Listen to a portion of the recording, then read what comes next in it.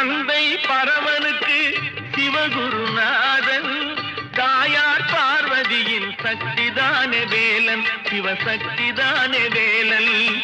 தந்தை பரமனுக்கு சிவகுருநாதன், தாயார் பார்வதியின் சக்திதானே வேலன், சிவசக்திதானே வேலன்.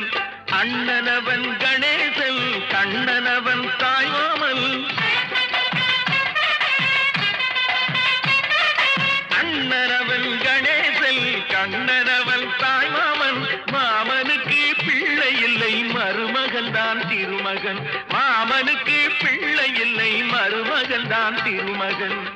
கந்தன் காலடியை வணங்கினார்